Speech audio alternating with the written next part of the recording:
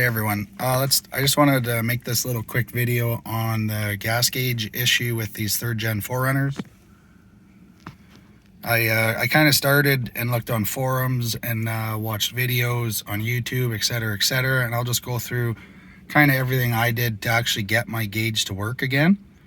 So I tried calibrating the factory instrument panel here, and that didn't work. And then the next thing I did was the old ground.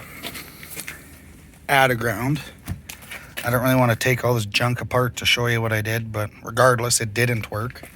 So if you're like me and don't have a horseshoe up your ass and have to do everything the hard way, the next thing I did was I went to Toyota and I bought a fuel sender. So I ordered a new pump, fuel filter screen, all from Rock Auto, and then I had to get the fuel sender from Toyota. So I dropped the tank.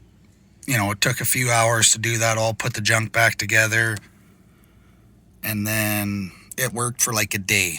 And what my gauge cluster, like what the thing was doing, is it was stuck, and then as I kept kind of changing everything, it progressively got worse and worse and worse.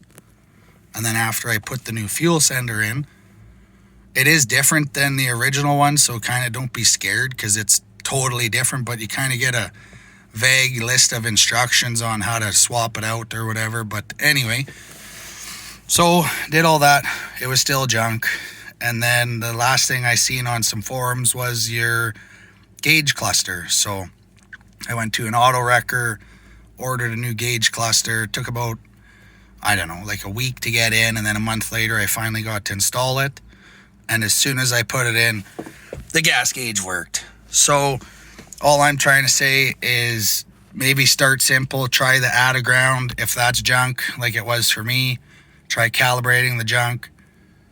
And if you're still SOL, I would look on, I don't know, if you have a friend that has one of these toilets, or if you have like forums that you're close to people, I would, see about borrowing their cluster if the gas gauge works, because I wish I would have tried that first, because now I got, I don't know, like $600 easily into this gas gauge, and the fuel sender most likely was fine, and I went through all that shit just to fix the problem, and the problem was the cluster. So the cluster I bought from the wreckers, I think it was $80, and it kind of came all bubbled.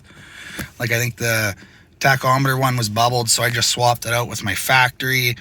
The only downfall, I guess, to some people that have had these vehicles for years, my old one said 437,000 kilometers, and to someone that had the vehicle that long, they'd probably be pretty upset to see it swapped out, knowing now that the odometer's less. And now the new one I got only has, I think you can see that junk, 185,000. So the cluster came with 179. I've put on 6,000 K since with no problems with the gas gauge. And yeah, so just start with the cluster, go from there, because it's most likely the fucking thing that's fucking you.